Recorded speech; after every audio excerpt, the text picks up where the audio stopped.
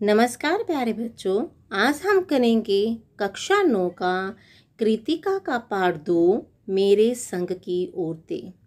जैसा कि शीर्षक से आपको स्पष्ट हो रहा है, यहाँ पर लेखिका ने उसके साथ की जो औरतें थी उन सब का वर्णन किया है, यानी कि आप सबको उनसे परिचित करवाया है।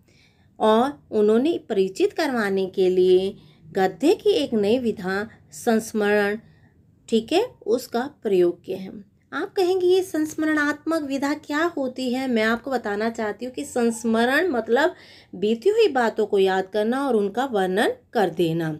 तो यहाँ उसने संस्मरणात्मक शैली का प्रयोग किया है और इस शैली का प्रयोग करते हुए अपने घर की नानी यानी कि परिवार की औरतें जो नानी है, दादी है, माँ है, 4 बहनों का भी वर्णन किया है। साथ साथ हमें उस समय की आर्थिक, सामाजिक, शैक्षिक स्थिति क्या थी उससे भी परिचित कराया है। तो इस संस्मरण से क्या क्या प्रश्न, क्या क्या हमारे अंदर जिज्ञासा उत्पन्न होती है जो हम जानने का प्रयास करते हैं, तो उन्हें हम प्रश्नों के माध्यम से जानते हैं। चलिए करते हैं। पहला, लेखक ने अपनी नानी को कभी नहीं देखा था। लेखिका ने अपनी नानी को कभी नहीं देखा था, फिर भी उनके व्यक्तित्व से क्यों प्रभावित थी? ठीक है, लेखिका ने नानी को आज तक नहीं देखा था, लेकिन उनसे बहुत अधिक प्रभावित थी। उनके व्यक्तित्व से क्या कारण था? तो देखते हैं। प्रस्तुत संस्मरण में लेखिका ने अपने परिवार की औरतों के विषय में, उनके व्यक्तित्व के बारे में, उनके स्वभाव पर प्रकाश डालने का प्रयास किया है। तो इस संस्मरण के माध्यम से लेखिका ने क्या किया है? परिवार की औरतें हैं जो उनके व्यक्तित्व, ठीक है, यानी कि करैक्टर और स्वभाव, नेचर के बारे में प्रकाश डालने का प्रयास किया है। लेखिका ने अपनी नानी को देखा तो नहीं था, परंतु उनके विषय में सुना बहुत था। समझ आ रहा है आपको? लेखिका ने आज तक अपनी नानी को नहीं देखा था, लेकिन उनके बारे में जानकारी बहुत प्राप्त की थी, क्योंकि बहुत लोग बताते थे तुम्हारी नानी ऐसी थी वैसी थी। लेखिका को पता चला कि उनकी नानी परंपरावादी, अनपढ़ तथा पर्दा प्रथा वाली औरत थी। लेखिका को क्या पता था कि पता चला कि उनकी नानी कैसी थी? परंपराओं को मानने वाली, ठीक है, अनपढ़ तो थी लेकिन पर्दा प्रथा वाली औरत थी। लेखिका के नाना की शादी के बाद कैम्ब्रिज विश्वविद्यालय से बैरिस्ट्री की थी। जब लेखिका के जो नाना थे उन्होंने शादी के बाद ही कैम्ब्रिज विश्वविद्यालय से बैरिस्ट्री मतलब वकालत की थी। वे विदेशी शान शौकत से जिंदगी बिताने लगे। जब वो वहाँ से आए, ठीक है, क्या कर वकालत करके विदेश से, तो उनको ना विदेशी शान शौकत थी, उनको बहुत अधिक अच्छी लगती थी, उससे ज़िंदगी बिताने लगे। पर नानी का कोई असर नहीं पड़ा, पर नानी का, नाना जी के स्वभाव का, उनके रहने के ढंग का नानी पर कोई असर नहीं पड़ा। नानी ने अपनी पुत्री अर्थात लेखिका की माँ की शादी का जिम्मा अपने पति के मित्र, स्वतंत्रता सेनानी प्यारेलाल शर्मा को सौंप दिया। नानी जब बीमारी के समय अंतिम सीमा पर पहुंच चुकी थी, मृत्यु को प्राप्त होने वाली थी, तब उसने कहा गया कि कुछ इच्छा है, तो उसने कहा मैं अपने पति के मित्र प्यारेलाल शर्मा से मिलना चाहती हूँ। तब उन्होंने प्यारेलाल शर्मा जो स्वतंत्रता सेनानी थे, उन्हें ही क्या किया, अपनी जो बेटी की शादी का जिम्मा यानी लेखिका की माँ की शादी का जिम्मा सौंपा और कहा कि किसी साहब से ना करवाएं उसकी बेटी का विवाह, बल्कि आज़ादी के सिपाही से करवाएं। उनके मन में आज़ादी की भावना कूट कूट कर भरी हुई थी। इसी कारण लेखिका अपनी नानी को कभी देख नहीं पाई थी, लेकिन उनके व्यक्तित्व से बहुत अधिक प्रभावित थी। चलिए आगे बढ़ते हैं, आगे देखते क्या कहते हैं। प्रश्न 2, लेखिका की नानी की आज़ादी के आंदोलन में किस प्रकार की भागीदारी रही? लेखिका का नाम क्या है? मृदुला गर्ग। लेखिका मृदुला गर्ग की नानी की आज़ादी के आंदोलन में प्रत्यक्ष रूप से भागीदारी नहीं थी, यानी कि वो सेना में नहीं थी, परंतु उन्होंने किसी भी स्वतंत्रता आंदोलन में सक्रिय भागीदारी नहीं दिखाई। यहाँ फिर कह रहे हैं कि भी किसी भी आंदोलन में उन्होंने भागीदारी नहीं दिखाई, अर्थात हिस्सा नहीं लिया, लेकिन उन्हें दिल से आज़ादी की चाह थी। वो दिल से चाहती थी कि हमारा जो देश है वो आज़ाद हो।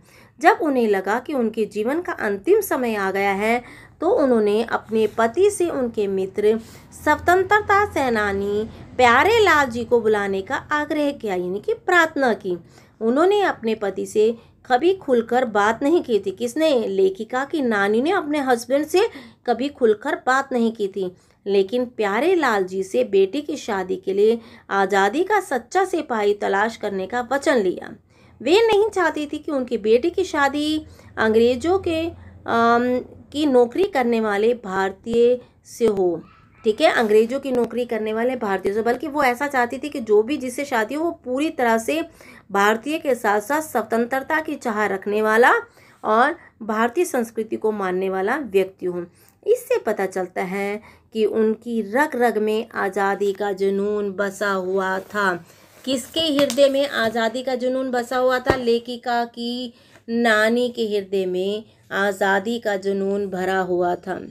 आगे कुछ प्रश्न दिए हुए हैं, उनके उत्तर भी देखते हैं। लेखिका की माँ का परंपरा का निर्वाह करते हुए भी सबके दिलों पर राज करती थी। लेखिका परंपरा का निर्वाह न करती थी लेकिन सबके दिलों पर राज करती थी। इसके क्या कारण हो सकते हैं, तो वही हम देखने का प्रयास करते हैं। इसे सबसे पहले लेखिका की माँ की विशेषताएं पता चलेंगी हमें, फिर लेखिका के दादी के घर का माहौल भी पता हमें चलेगा। चलिए, लेखिका की माँ परंपरा के खिलाफ थी। वे सबके हृदय पर राज करती थी। वे सुंदर सुंदर व्यक्तित्व की धनी थी। वे ईमानदार, निष्पक्ष तथा सच का समर्थन करने वाली महिला थी। कौन? लेखिका की माँ के व्यक्तित्व के बारे में पता चल रहा है कि लेखिका की माँ परंपरावाद के खिलाफ थी, जो परंपराएं चल रही थी। वे सबके हृदय पर राज करती थी, सुंदर व्यक्तित्व की धनी थी, ईमानदार थी और पक्ष किसी का नहीं लेती थी, निष्पक्ष रहती थी, सच का समर्थन करने वाली महिला थी। वे सबको अच्छी सलाह देती थी और किसी की बात को किसी के सामने प्रकट नहीं करती थी। यानी कि अगर किसी ने कहा कि मेरी ये बात किसी को मत बताना, तो वो किसी को नहीं बताती थी। वे जो भी सलाह देती उसे पत्थर की लकीर की तरह निभाई जाती। सभी उनसे अपनी समस्याओं का जिक्र कर सलाह लेते थे। आगे आपसे पूछा गया है लेखिका की दादी के घर का माहौल। तो लेखिका की दादी के घर का माहौल देखते हैं। लेखिका की दादी के घर का माहौल बहुत अच्छा था। वहाँ बहू के साथ अच्छा व्यवहार किया जाता था। सभी सदस्यों में विनम्रता और अपनेपन का भाव था। ठीक है, परदादी भी साथ रहती थी। सब कैसे थे? मैंने बताया आपको, सभी विनम्र थे और अपनेपन के साथ रहते थे। परदादी भी उनके साथ रहती थी। घर में स्वतंत्रता का वातावरण था, यानी कि आज़ादी की भावना को सभी चाहते थे। घर में किसी की भी चिट्ठी आने पर यह नहीं पूछा जाता था कि उसमें क्या लिखा है। हर सदस्य को अपना निजत्व बनाए रखने की छूट थी, यानी कि हर एक व्यक्ति, कोई पर्सनल बात है तो ज़रूरी नहीं है कि सबको बताई जाए, वो उसे गोपनीय भी रख सकता था। तो ये आपको घर का माहौल पता चल गया होगा, कैसा माहौल था? खुला माहौल था। सब बहू के साथ अच्छा व्यवहार किया जाता था और परदादी साथ रहती थी। स्वतंत्रता का वातावरण था और घर में पहले के समय में चिट्ठी आती थी तो वो किसी की पढ़ी नहीं जाती थी, ना उससे पूछा जाता था कि इस चिट्ठी में क्या लिखा गया है। चलिए बढ़ते हैं प्रश्न 4 की ओर। आप अपनी कल्पना से लिखिए कि परदादी ने पोतोहू के लिए पहले बच्चे के रूप में लड़की पैदा होने की मन्नत क्यों मांगी? परदादी परंपरा के विपरीत विचारों वाली महिला थी। जो दादी थी, ठीक है, परदादी कैसी थी? जो परंपरा थी उसके खिलाफ चलती थी। सत्तात्मक समाज में सभी लोग पहली संतान के रूप में पुत्र प्राप्ति की कामना करते। उस समय पिता को ही अधिकार था, सत्ता दी जाती थी। इसी कारण सभी लोग पहली संतान के रूप में पुत्र की कामना करते थे, परंतु दादी जो थी परंपरा से हटकर चलती थी, इसलिए उन्होंने लड़की पैदा होने की मन्नत मांगी होगी।